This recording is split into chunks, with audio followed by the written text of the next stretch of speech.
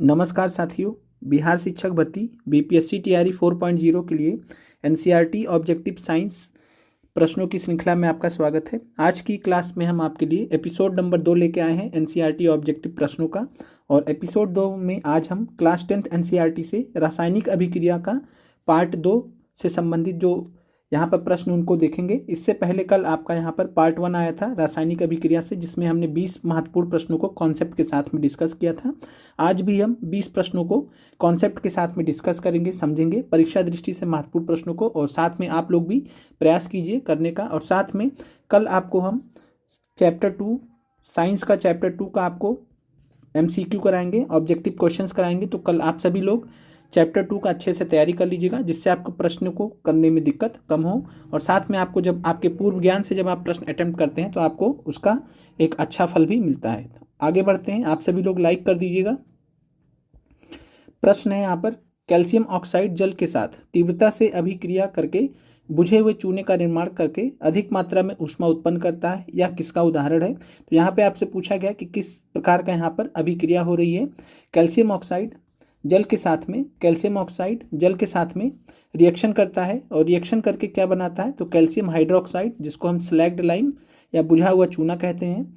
और साथ में अधिक मात्रा में ऊष्मा भी उत्पन्न होता है, साथ में एनर्जी भी उत्पन्न होती है। तो यह जो रिएक्शन है किसका उदाहरण है।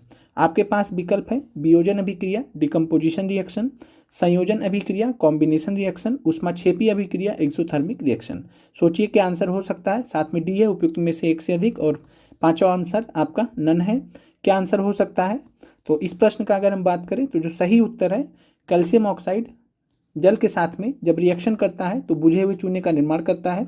तो सिंपली जब हम देखते हैं, एक तरफ से जब हम देखते हैं तो कैल्शियम ऑक्साइड H2O के साथ में कंबाइन कर रहा है, संयोजन कर रहा है, और संयोजन करके कोई भी अभिक्रिया होती है तो उसको हम संयोजन अभिक्रिया कहते हैं। तो एक प्रकार से ये संयोजन अभिक्रिया का भी उदाहरण है।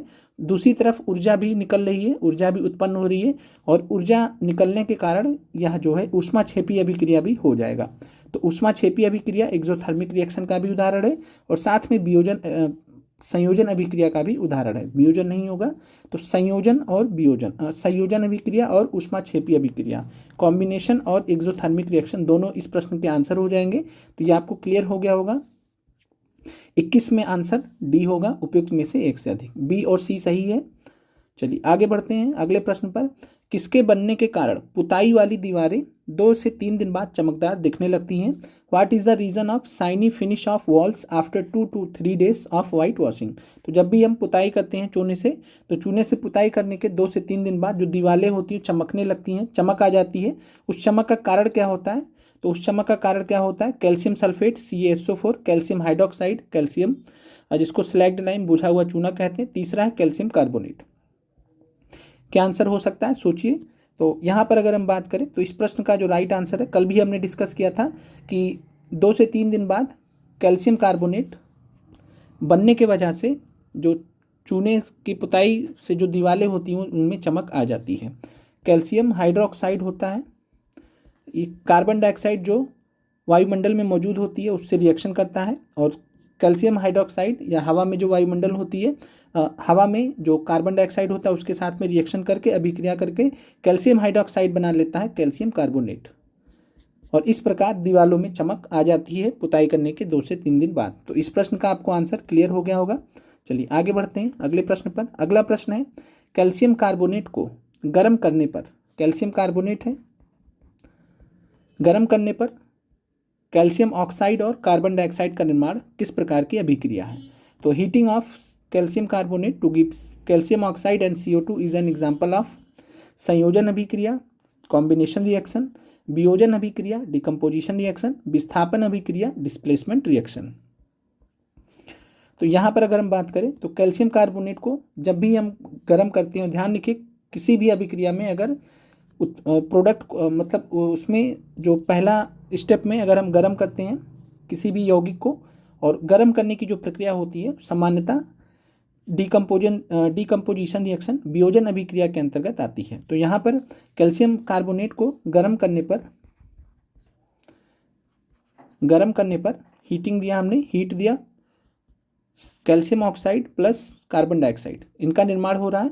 तो यहाँ पर जब भी एक यौगिक एक से अधिक उत्पादों में टूटता है तो और भी खासकर हीट देने की वजह से, तो ऐसी जो अभिक्रियाएं होती हैं इनको हम बोलते हैं वियोजन अभिक्रिया। ये सामान्यतः कॉम्बिनेशन रिएक्शन संयोजन अभिक्रिया का विपरीत होती है, उल्टा होती है। तो यहाँ पर आपका आंसर क्लियर हो गया होगा आपको कि कैल्शियम कार्बोनेट को गर्म करने पर कैल्शियम ऑक्साइड और कार्बन डाइऑक्साइड का निर्माण किस प्रकार की अभिक्रिया है। तो आंसर हो जाएगा वियोजन अभिक्रिया, डिकम्पोजिशन रिएक्शन। और यहाँ जो प्रश्न है TRE 2 में 6 से 8 साइंस में पूछा गया था। अगला प्रश्न है, लीड नाइट्रेट को अत्यधिक गर्म किए जाने पर इससे उत्सर्जित भूरे रंग की गैस का नाम क्या है। तो NCERT से यह प्रश्न लिया गया है कि लीड नाइट्रेट को जब हम गर्म करते हैं यानी डिकम्पोजिशन होता है एक हिसाब से, वियोजन अभिक्रिया होती है, तो इसमें भूरे रंग की गैस उत्सर्जित होती है और इस गैस का क्या नाम है। तो brown fume gas which is release on heating lead nitrate, SO2, NO3 और NO2। क्या आंसर हो सकता है। तो यहाँ पर आप वैसे भी सोचते कॉमन सेंस लगाते तो लीड नाइट्रेट है, लीड नाइट्रेट नाइट्रेट है तो PbNO3। तो यहाँ पर अगर आप देखेंगे तो SO2 तो हो नहीं सकता। अब यहाँ पर बात करते हैं B और C में से एक आंसर हो सकता है, तो आंसर आपका है NO2। ध्यान रखिएगा भूरे रंग की गैस बोलते हैं नाइट्रोजन डाइऑक्साइड को। क्लियर है, आगे बढ़ते हैं। बाकी जो रिएक्शन है एक बार जो 6 से 8 वाले अभ्यर्थी हैं रिएक्शन को आप बुक से देख लीजिएगा। सूर्य के प्रकाश में सिल्वर क्लोराइड का रंग होता है, silver chloride turns dash in sunlight. तो सनलाइट में सिल्वर क्लोराइड का कलर कैसा होता है, पीला, येलो, श्वेत, वाइट, धूसर, जिसको ग्रे कहते हैं। क्या आंसर हो सकता है। तो सूर्य के प्रकाश में सिल्वर क्लोराइड का जो रंग होता है यहाँ पर अगर हम बात करें तो ना तो यह पीला होता है ना ही वाइट होता है, और यह होता है धूसर या ग्रे। तो NCERT से प्रश्न लिया गया है। और सिल्वर क्लोराइड का जो वैसे कलर होता है, ध्यान रखिएगा सिल्वर क्लोराइड का जो कलर होता है वो श्वेत होता है, वाइट होता है। लेकिन जब हम सूर्य के प्रकाश में जाता है तो सूर्य के प्रकाश में जाने की वजह से इसको ऊर्जा मिलती है और सूर्य के प्रकाश की ऊर्जा से ये वियोजन अभिक्रिया हो जाता है, वियोजन हो जाता है, डिकम्पोजिशन हो जाता है। और डिकम्पोजिशन होने के बाद जो है सिल्वर में बदल जाता है और सिल्वर का जो कलर होता है वो होता है ग्रे, धूसर। तो ध्यान रखिएगा। तो यहाँ पर सिल्वर क्लोराइड है, AgCl2 है और ये Ag+Cl2 इस प्रकार से अलग हो जाता है, 2AgCl है और ये 2Ag+Cl2 में अलग हो जाता है। तो यहाँ पर जो Ag मिल रहा है, सिल्वर जो मेटल मिल रहा है, सिल्वर जो धातु है, सिल्वर धातु अलग हो जाता है और सिल्वर धातु अलग होने की वजह से इसका जो कलर हो जाता है, यानी जो सिल्वर क्लोराइड था वो सिल्वर में कन्वर्ट हो गया है। तो सिल्वर क्लोराइड का जो कलर था वो था सफ़ेद और जो सिल्वर जो बना है उसका कलर है धूसर या ग्रे। तो इस प्रश्न का आपको उत्तर क्लियर हो गया होगा कि सूर्य के प्रकाश में सिल्वर क्लोराइड का रंग कैसा होगा, तो धूसर या ग्रे होगा। अगला प्रश्न है सिल्वर क्लोराइड और सिल्वर ब्रोमाइड का सूर्य के प्रकाश द्वारा वियोजन अभिक्रिया का निम्नलिखित में से किसमें उपयोग होता है। तो जिस प्रकार से हमने अभी देखा था कि 2AgCl ये सनलाइट की उपस्थिति में देता है 2Ag+Cl2। सेम रिएक्शन होता है सिल्वर ब्रोमाइड के साथ में, तो 2AgBr सनलाइट की उपस्थिति में, सूर्य के प्रकाश की उपस्थिति में 2Ag+Br2 सेम रिएक्शन होता है। तो ये जो दोनों अभिक्रिया हैं जिसमें वियोजन हो रहा है सिल्वर क्लोराइड का और सिल्वर ब्रोमाइड का सूर्य के प्रकाश की उपस्थिति में, इन प्रक्रियाओं का, इन अभिक्रियाओं का हम किस में उपयोग करते हैं। तो श्याम श्वेत photography, black and white photography, रंगीन फोटोग्राफी, कलर फोटोग्राफी या फिर नीला थोता बनाने में। क्या आंसर हो सकता है। तो इस प्रश्न का जो राइट आंसर है वो है black and white photography, Shyam श्वेत फोटोग्राफी में सिल्वर क्लोराइड और सिल्वर ब्रोमाइड का जो वियोजन अभिक्रिया होता है सूर्य के प्रकाश की उपस्थिति में, इस अभिक्रिया का हम प्रयोग करते हैं ब्लैक एंड व्हाइट फोटोग्राफी में। अगला प्रश्न है नीला थोथा ब्लू विट्रॉल का रासायनिक सूत्र क्या है। तो नीला थोथा या ब्लू विट्रॉल का रासायनिक सूत्र क्या है। तो कॉपर सल्फेट सिंपली हम कहते हैं, लेकिन इसका रासायनिक सूत्र क्या होगा दिए गए विकल्पों में से, तो आपके सामने है। और इस प्रश्न का जो राइट आंसर है नीला थोथा ब्लू विट्रॉल को हम CuSO4 × 5H2O कहते हैं। तो जो रासायनिक सूत्र है नीला थोथा या ब्लू विट्रॉल का वो है CuSO4 × 5H2O। अगले प्रश्न पे चलते हैं। अगला प्रश्न है निम्नलिखित में से कौन सी अभिक्रिया हो रही है। आपका NCERT से प्रश्न दिया गया है Fe2O3 + 2Al और ये हमें देता है Al2O3 और 2Fe। तो यहाँ पर आपके सामने रिएक्शन है संयोजन अभिक्रिया कॉम्बिनेशन रिएक्शन, वियोजन अभिक्रिया डिकम्पोजिशन रिएक्शन, तीसरा है विस्थापन अभिक्रिया डिस्प्लेसमेंट रिएक्शन। क्या आंसर हो सकता है इस प्रश्न का?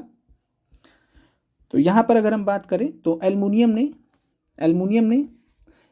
आयरन से ज़्यादा रिएक्टिव है। एल्युमिनियम आयरन से ज़्यादा रिएक्टिव होने के वजह से, ज़्यादा अभिक्रियाशील होने के वजह से Fe2O3 में से Fe को हटा देता है सोल्यूशन से, और Fe2O3 में से एल्युमिनियम Fe को हटा देगा और खुद शामिल हो जाएगा, तो Al2O3 का निर्माण होगा और साथ में एल्युमिनियम ऑक्साइड का निर्माण हो जाएगा और Fe अलग हो जाएगा। तो यहाँ पर सामान्यतः ऐसे जो अभिक्रिया होती है जिसमें एक ज़्यादा अभिक्रियाशील धातु कम अभिक्रियाशील धातु को हटा देता है सॉल्यूशन से और खुद आ जाता है, ऐसी जो रिएक्शंस होते हैं उनको हम बोलते हैं विस्थापन अभिक्रिया डिस्प्लेसमेंट रिएक्शन।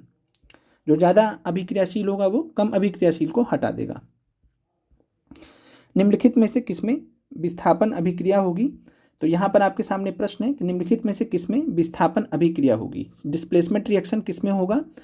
पहला है FeCO4, यहाँ से हमको मिलता है FeSO4 प्लस Cu। दूसरा है zinc plus copper sulphate, zinc sulphate plus copper मिल रहा है। लेड प्लस CuCl2, यहाँ से हमको लेड क्लोराइड और कॉपर मिल रहा है। क्या आंसर हो सकता है इस प्रश्न का, किसमें विस्थापन अभिक्रिया होगी? तो यहाँ पर अगर हम बात करें तो तीनों ही विकल्प में यहाँ पर डिस्प्लेसमेंट रिएक्शन है, तो आंसर हो जाएगा उपयुक्त में से एक से अधिक। तीनों ही अभिक्रिया में A, B, C तीनों में ही डिस्प्लेसमेंट रिएक्शन हो रहे हैं। आयरन, जिंक और लेड, आयरन, जिंक और लेड तीनों ही, यहाँ अगर हम बात करें तो आयरन, जिंक और लेड तीनों ही कॉपर से ज़्यादा अभिक्रियाशील होते हैं, इसलिए कॉपर सल्फेट के सलूशन से या कॉपर क्लोराइड के सलूशन से कॉपर को हटा देते हैं। तो इस प्रश्न का आंसर हो जाएगा सभी यहाँ पर डिस्प्लेसमेंट रिएक्शन विस्थापन अभिक्रिया के उदाहरण हैं। अगला प्रश्न है सक्रियता श्रेणी एक्टिविटी सीरीज के अनुसार निम्नलिखित में से कौन सा धातु सबसे अधिक अभिक्रियाशील है? तो सक्रियता श्रेणी में हम धातुओं की सक्रियता के हिसाब से देखते हैं और उस हिसाब से सबसे अधिक अभिक्रियाशील मोस्ट रिएक्टिव मेटल कौन सा है एक्टिविटी सीरीज में? Sodium, potassium, calcium. क्या आंसर हो सकता है? तो इस प्रश्न का जो आंसर है सबसे अधिक जो क्रियाशील होता है वो होता है पोटेशियम। ध्यान रखिएगा पोटेशियम सबसे अधिक क्रियाशील होता है, दूसरे नंबर पर सोडियम आता है, तीसरे नंबर पर कैल्शियम आता है।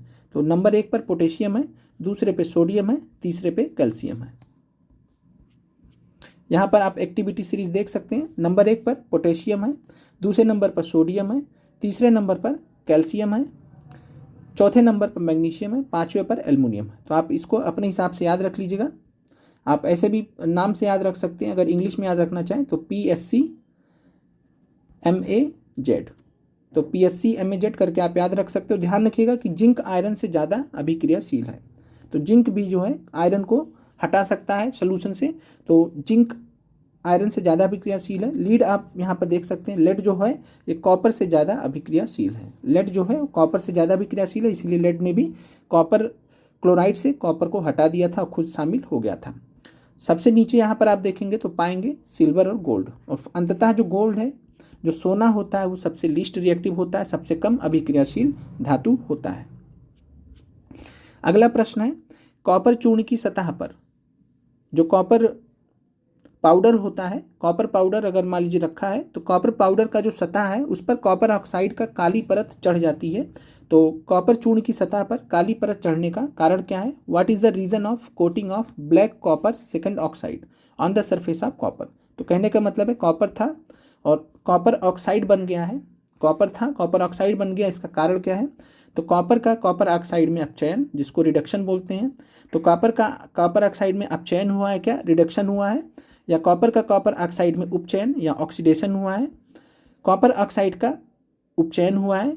क्या आपका आंसर हो सकता है? सोचिए। तो इस प्रश्न का जो राइट आंसर है कॉपर चूर्ण की सतह पर कॉपर ऑक्साइड की काली परत चढ़ने का जो कारण होता है वो होता है, यहाँ पर आप पहले रिएक्शन समझ लीजिए, 2Cu + O2, तो ये बनाता है 2CuO। और यहाँ पर अगर हम ध्यान से देखेंगे तो कॉपर में ऑक्सीजन ऐड हो रहा है, और जब भी कभी ऑक्सीजन ऐड होता है, ऑक्सीजन जुड़ता है किसी में, तो हम वहाँ पर बोलते हैं कि कैसी अभिक्रिया हो रही है, तो उपचयन हो रहा है। तो कॉपर जो है कॉपर ऑक्साइड में उपचयन हुआ है, यानी कॉपर था कॉपर से कॉपर ऑक्साइड बन गया है, और क्या हुआ है? उपचयन हुआ है, अपचयन नहीं हुआ है। और साथ में कॉपर का कॉपर ऑक्साइड में हुआ है, कॉपर ऑक्साइड का उपचयन यहाँ पर नहीं हुआ है, कॉपर से कॉपर ऑक्साइड बना है, तो ये भी यहाँ पर विकल्प नहीं होगा, बी आंसर हो जाएगा। अगला प्रश्न है, निम्नलिखित में से रेडॉक्स अभिक्रिया का उदाहरण क्या है?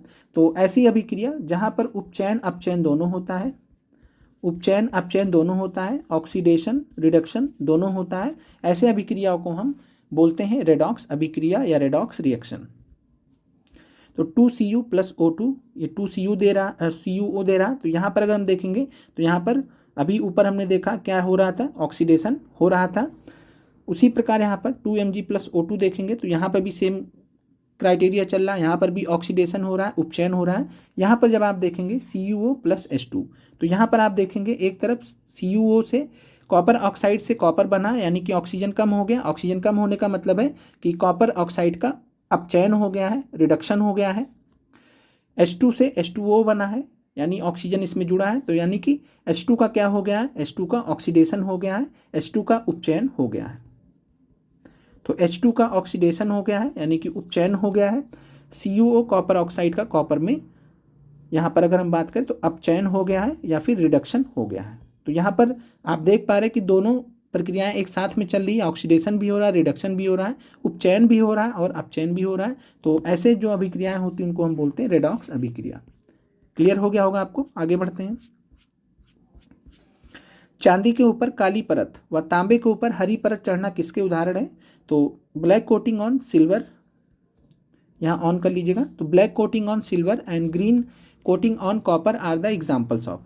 तो चांदी के ऊपर काली परत चढ़े या तांबे के ऊपर हरी परत चढ़े किसके उदाहरण है? विकृत गंधिता, जिसको रेंसिडिटी कहते हैं, संक्षारण, करोजन, अपचयन, जिसको रिडक्शन बोलते हैं। तो होता क्या है यहाँ पर अगर बात करें तो चांदी के ऊपर काली परत व तांबे के ऊपर हरी परत चढ़ना संक्षारण करोजन के उदाहरण है। तो एनसीईआरटी से ये भी प्रश्न था, आपके सारे प्रश्न आपके एनसीईआरटी से रहे हैं। संक्षारण करोजन, तो आप याद रखिएगा कि संक्षारण या करोजन कहते हैं ब्लैक कोटिंग जो भी होती है, चांदी के ऊपर काली परत और तांबे के ऊपर हरी परत। फिर अगला प्रश्न है, चिप्स की थैली में चिप्स का अब उपचयन, जिसको हम ऑक्सीडेशन बोल रहे हैं, तो चिप्स की थैली में चिप्स का उपचयन या ऑक्सीडेशन रोकने के लिए निम्नलिखित में से कौन सी गैस प्रयोग में लाई जाती है? NO3, CO2, N2। तो नाइट्रेट, कार्बन डाइऑक्साइड या फिर नाइट्रोजन। तो यहाँ पर अगर हम बात करें तो नाइट्रोजन गैस का इस्तेमाल हम चिप्स में करते हैं, आपने पढ़ा भी होगा। तो चिप्स की थैली में किसका हम प्रयोग करते हैं? नाइट्रोजन गैस का। अगला प्रश्न है, जब लोहे की कील को कॉपर सल्फेट की विलयन में डुबाया जाता है तो विलयन का रंग क्यों बदल जाता है? तो लोहे की कील है, कॉपर सल्फेट सोल्यूशन है, CuSO4। अभी हमने देखा था कि कॉपर कम अभिक्रियाशील है आयरन से, तो यहाँ पर बनता है FeSO4 और साथ में Cu अलग हो जाता है। तो कॉपर सल्फेट का जो सोल्यूशन रहता है उसका कलर चेंज होके FeSO4 के कलर में चेंज हो जाता है। तो यहाँ पर कलर चेंज हो जाता है, तो उसका कारण क्या है? इसका मतलब है कि जो लोहा है उसने कॉपर सल्फेट से कॉपर को हटा दिया, विस्थापित कर दिया है और आयरन सल्फेट का निर्माण कर लिया है। तो यहाँ पर आपको आंसर मिल गया होगा कि लोहा CuSO4 के विलयन से Cu को विस्थापित कर देता है और FeSO4 बना लेता है। सी आंसर हो जाएगा इस प्रश्न का।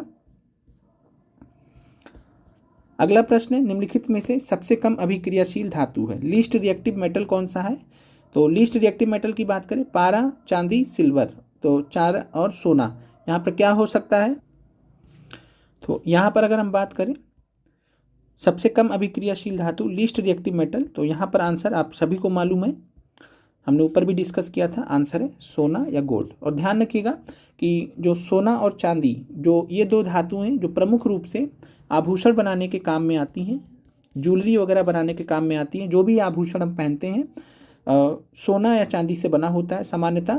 और इसका कारण क्या होता है? क्योंकि ये बहुत कम अभिक्रियाशील होते हैं, यानी अगर हम सोना या चांदी पहन रहे हैं तो इस धातु की वजह से हमें नुकसान नहीं होगा और इसीलिए हम सबसे ज़्यादा प्रयोग में लाते हैं। और अगर सोने और चांदी में भी अगर हम तुलना करेंगे कि सबसे कम अभिक्रियाशील कौन है, तो सोना जो है सबसे बेस्ट माना जाता है, हालांकि उसी हिसाब से महंगा भी है कम अभिक्रियाशील होने की वजह से। तो सोना गोल्ड जो है सबसे कम अभिक्रियाशील है। दूसरे नंबर पे आता है चांदी, तो चांदी जो है सोने से थोड़ा कम, मतलब थोड़े से सोने से थोड़ा ज़्यादा हो जाएगा। और बॉटम में हमने देखा था सबसे नीचे गोल्ड था, उसके ऊपर सिल्वर था, इस प्रकार से उसके ऊपर मरकरी।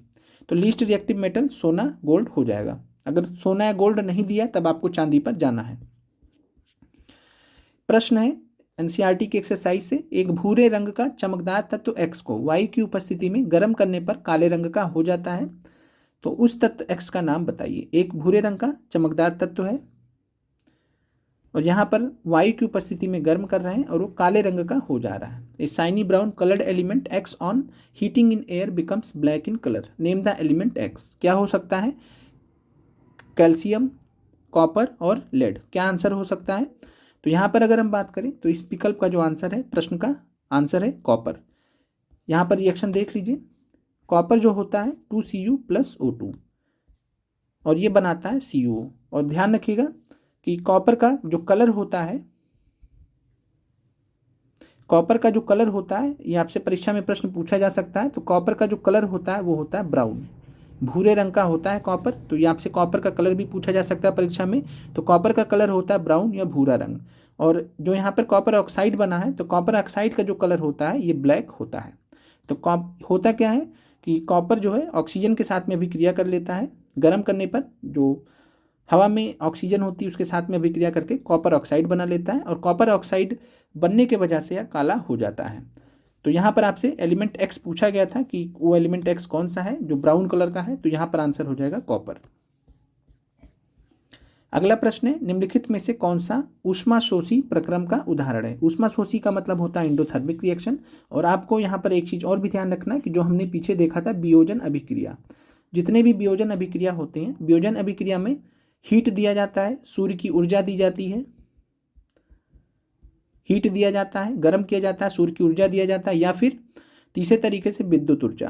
तीन प्रकार से यहाँ पर हम देख सकते हैं। तो एक तो सामान्य रूप से गर्म कर रहे हैं, दूसरा है कि या तो सूर्य की ऊर्जा दे रहे हैं, विद्युत ऊर्जा दे रहे हैं। तो जो वियोजन की अभिक्रिया होती है इसमें हम ऊर्जा देते हैं। ऊर्जा देने के वजह से जो वियोजन की जितनी भी अभिक्रियाएँ होती हैं इनको हम बोलते हैं ऊष्माशोषी, तो इंडोथर्मिक रिएक्शन बोलते हैं। तो जितने भी वियोजन की अभिक्रियाएँ होंगी वो क्या होंगी? इंडोथर्मिक रिएक्शन का उदाहरण होंगी,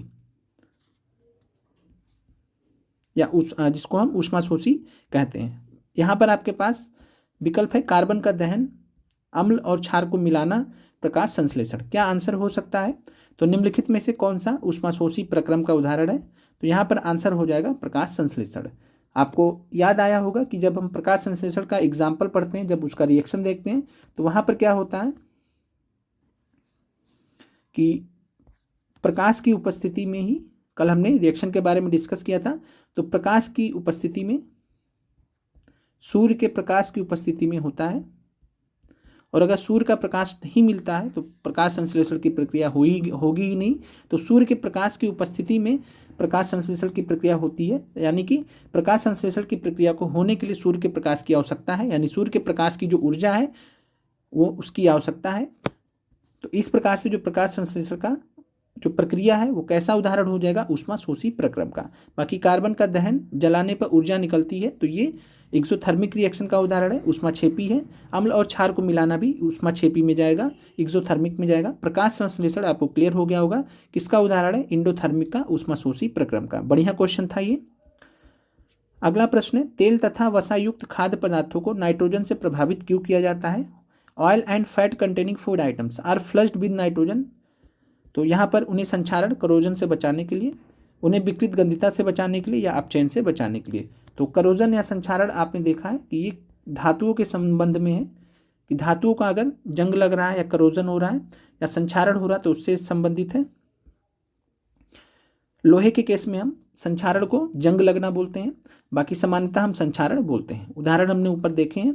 तो धातुओं के केस में होता है विकृत गंधिता, रेंसिडिटी से बचाने के लिए, अपचयन से बचाने के लिए। क्या आंसर हो सकता है इस प्रश्न का? तो तेल एवं वसायुक्त खाद्य पदार्थ को नाइट्रोजन से प्रभावित करने का या नाइट्रोजन डालने का, नाइट्रोजन गैस डालने का कारण क्या होता है? तो उन्हें विकृत गंधिता, रेंसिडिटी से बचाने के लिए, या फिर दूसरे शब्दों में कहें तो जो फूड आइटम है उसको ऑक्सीडाइज ना हो पाए, ऑक्सीडेशन से बचाने के लिए, कि खाना खराब ना हो जाए या जो फूड आइटम्स है वो ऑक्सीडाइज ना हो जाए। तो और इस प्रक्रिया को हम बोलते हैं विकृत गंधिता। तो विकृत गंधिता या रेंसिडिटी से बचाने के लिए, जब खाना खराब हो जाता है, ऑक्सीडाइज हो जाता है, तो उसको हम बोलते हैं विकृत गंधिता या रेंसिडिटी। तो रेंसिडिटी या विकृत गंधिता से बचाने के लिए हम तेल एवं वसायुक्त खाद्य पदार्थों को नाइट्रोजन से प्रभावित करते हैं, नाइट्रोजन गैस से भरते हैं। अगला प्रश्न है, चूना पत्थर लाइमस्टोन का रासायनिक सूत्र क्या है? तो लाइमस्टोन या चूना पत्थर कैल्शियम ऑक्साइड को हम जो है देखे थे कि इसको बोलते हैं बिना बुझा हुआ चूना, बिना बुझा हुआ चूना, और इंग्लिश में इसको बोलते हैं क्विक लाइम, कैल्शियम सल्फेट और साथ में कैल्शियम कार्बोनेट। तो यहाँ पर जो आपका आंसर है, चूना पत्थर किसको बोलते हैं, तो कैल्शियम कार्बोनेट को। लाइम स्टोन किसको बोलते हैं, कैल्शियम कार्बोनेट। कल हमने पढ़ा था कि जो संगमरमर होता है, मार्बल होता है, मार्बल भी या संगमरमर भी कैल्शियम कार्बोनेट ही होता है। तो लाइम स्टोन का रासायनिक सूत्र क्या हो जाएगा, कैल्शियम कार्बोनेट। तो आज के जो प्रश्न है ये समाप्त होते हैं। कमेंट कीजिएगा कि आपको आज की क्लास कैसी लगी। कल हम आपको चैप्टर 2 का जो अम्ल और क्षार का चैप्टर है उससे संबंधित महत्वपूर्ण MCQs कराएंगे, तो आप उसको चैप्टर को एक बार पढ़ लीजिएगा। और यह जो क्लास है आपको जो है हम दोपहर में जानकारी दे देंगे, जैसे भी अवेलेबल होगी, जैसे रेडी होगी, आपको जो चैप्टर नंबर 2 के जो MCQs हैं वो आपको करा दिए जाएंगे यूट्यूब पर। मिलते हैं आप लोगों से अगले वीडियो में। आप लोगों का देखने के लिए धन्यवाद।